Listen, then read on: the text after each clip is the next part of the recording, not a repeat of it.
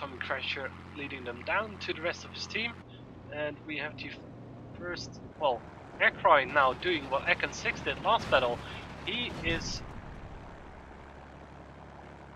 chose now to disengage from the fight and start taking out ground targets, whilst Chasey here is in a 1v2 with Saturo. No, in the 1v1 with Saturo in the Focke-Wulf 190, Chasey in the P51A, also with the help of the AA guns. The P51A also being a more maneuverable plane, so I'm having a hard time seeing what Saturo can do. Indeed, nothing at all. Whilst Kabink took out Ekan 6 with a ram earlier on, you could say that was a tactical ram. Kluskov here very close behind Kane. Kane not noticing him coming so close behind him, quickly taken out by both Tommy Crasher and Kluskov. Kluskov immediately in trouble with Spencer behind him. Kachelweg is on Tommy Crasher, Jerry is on Kachelweg, and Chasey is on Jerry. So 3v3 situation here where Tommy Crasher is the first to go down by the hands of Kachelweg. Ekrai, who realizes supremacy is not an issue anymore. I'm gonna help out my teammates, takes out Jerry 76 here, and that leaves Duncan and Kluskov alive. Kluskov in the fight here, and Duncan hiding somewhere. Not anymore. Duncan has come to help Kluskov, and the rest of his team has died in the meantime. And Ekrai here chooses to not stay with Duncan, but take out ground targets instead, because Eskadra is having quite a supremacy lead. Chasey quickly taking out Duncan 84, and that means Kluskov again, the last survivor, or the longest surviving member of Eskadra, I might say, with Spencer closely behind him and a supremacy lead. But that supremacy lead is not going to help for them now, because this time Ekrai managed to stay alive. And eventually, with the help of the warship, Spencer takes out Kluskov, and that means Iron Eagles going for a 2-0 victory, this time by intercepting the Eskadra A team in their base, which seems like a move that has worked out for them. And possibly deciding ram in the start of the match, where Gabing chose to ram into Aken 6, so he can't take out any more ground targets. He wouldn't be running around like last match anymore, not leaving anything to chance anymore, these guys. 2-0 coming in from the Iron Eagles. No changes on the side of Eskadra A. No changes on the side of Iron Eagles. Confirming if both teams are ready.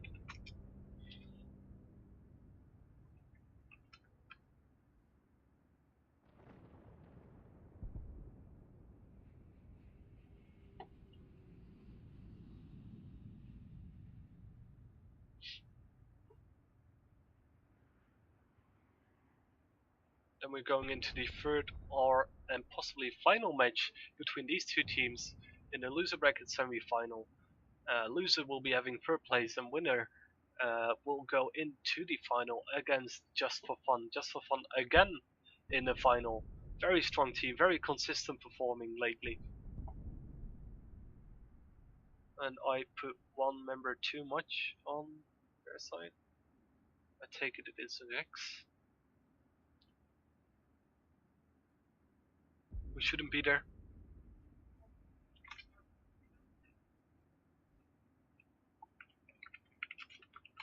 My bad, I accidentally moved a random dude into the team of Saturo. That would be Eskadra.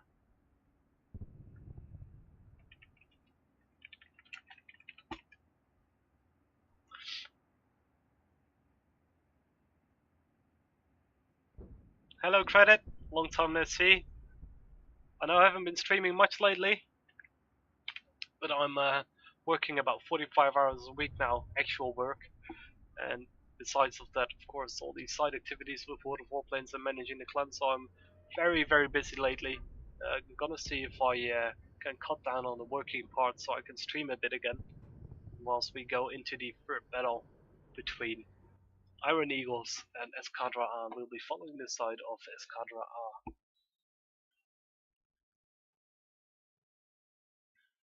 No change of planes again.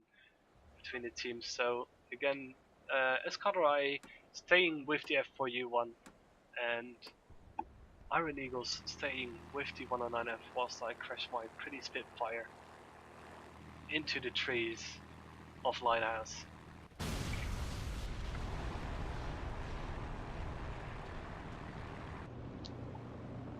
Yeah, as I was saying, I used to stream quite a lot during the closed and open beta of World of Warplanes, but since the release, had a bit of a downer when it came to World of Warplanes, I'm afraid. But interest is growing back, so I'd like to make some time free to stream myself a bit more in the near future. But now, however, I don't think I'll be streaming anytime soon. Eskadra are now coming out with a very different approach than in any of their previous battles. Not splitting up, not going for any specific base either, but going for the center island on the map. Mosquito climbing with the team as well, so I think it would be safe to assume that no specific ground attack strategy will be coming out of Eskadra A. Kluskov again ahead of the team, serving as the spotter, so to say, to use a World of Tanks term for a while, for once. Trying to find the Iron Eagles, once you can admire the beautiful new clouds that have been receiving some rendering in patch 1.2. And I dare say it look a lot nicer than previously. With no spots coming out so far, they now re-maneuver to the enemy base, possibly making a very sneaky tactic here, expecting Iron Eagles to go to their base and pretend to protect it, and then now show up on their tail and ambush them. Could be a possibility. Kluskov with rockets decreasing altitude. Rest of the team staying fairly high though. Kluskov spiraling down, possibly to spot as soon as possible if there is a Iron Eagle member in the vicinity. You could see the guys who dated teams doing that in the previous wargaming, official wargaming tournament. They would always wiggle around a bit with their plane and never fly really straight, possibly to try and spot a possible enemy sooner than usual, sooner than you would at least by flying straight. It's Kluskov that dove down, and it's Aircry on the other side that took down the headquarters of Eskadra A. And Eskadra A chose not to engage on the headquarters of the Iron Eagles, but instead try and intercept the Iron Eagles in their own base. Yes, everyone stayed at a high altitude. Kluskov, the only one that went low and took out a ground target. Iron Eagles now handing over the initiative to Eskadra A with a 2-point supremacy lead, which is ticking into 22% as we speak. And no further ground targets being attacked so far from Iron Eagle, so possibly Aircry is regrouping with the rest of his team and regaining altitude, choosing not to destroy any further ground targets. And instead back his team up in the air with his superior firepower and hit points. The spots going out, Aircry already being higher than Saturo, who has been climbing the entire match, the entire Iron Eagles team being higher than Eskadra A. Gabink under heavy fire here from Duncan and Akan 6. Duncan now engaging on Gabink. And both in the Focke-Wulf 190, so both have the same maneuverability. You can see that Gabink tried to brake to make Duncan overshoot, but Duncan got some very nice bullets into him and he made him explode. Duncan now under heavy fire from Krachenweg and Kane together, who are again in their turn under fire from Tommy Crasher, who's being taken under fire by Spencer, who in his turn is taken under fire by the entire remaining team of Eskadra A. By the looks of it,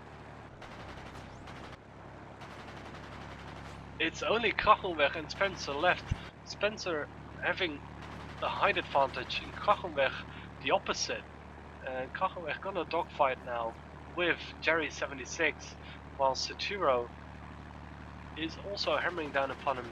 Spencer is savoring the altitude and the energy he has to engage in a 1v2 against Kluskov and Tommy Crasher, whilst Kachelweg is now taking heavy fire from Jerry 76 in the F4U. The F4U mounted with machine guns, not cannons, for those that are interested, which means he will be more maneuverable than you might expect. And Spencer has also been taken out by Kluskov eventually, so victory coming in from Eskadra A, making it a 2-1 lead for Iron Eagles. So this match isn't over yet. 2-1 coming in from the for the Iron Eagles, and Eskadra A winning their first match or game this evening. And quite surprisingly, I might add, as Iron Eagles seemingly had the height advantage. So possibly mistakes in communication that led to their defeat on the side of the Iron Eagles.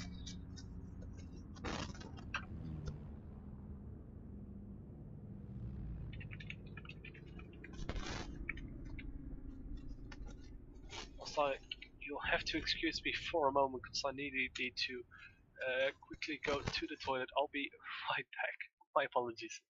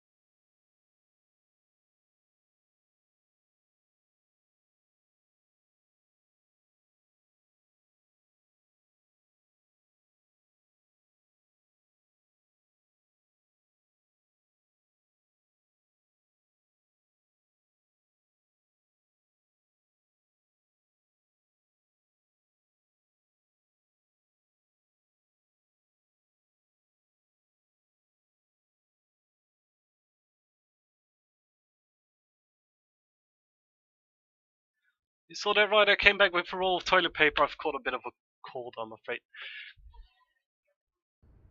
Okay, no changes from either side. Then we move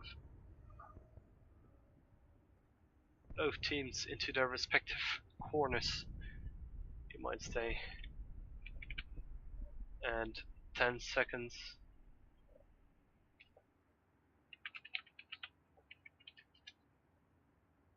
Going out to both captains. And we'll be on our way with the fourth battle between Iron Eagles and Eskadra A in a moment.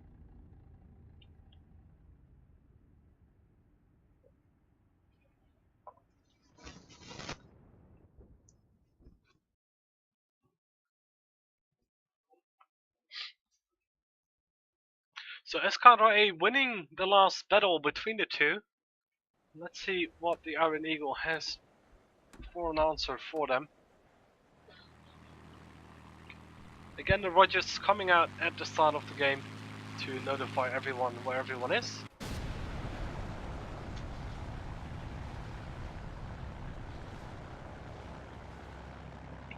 So I am going into the settings for a quick second. Decreasing the mouse sensitivity.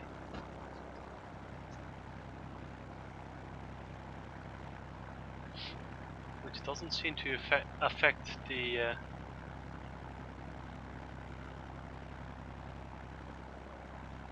spectator camera works at all.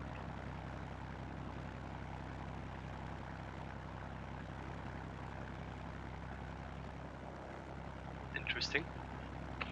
Might be bugged, might be intended. I'll clear that up on Monday when the working force of Wargaming has returned. You can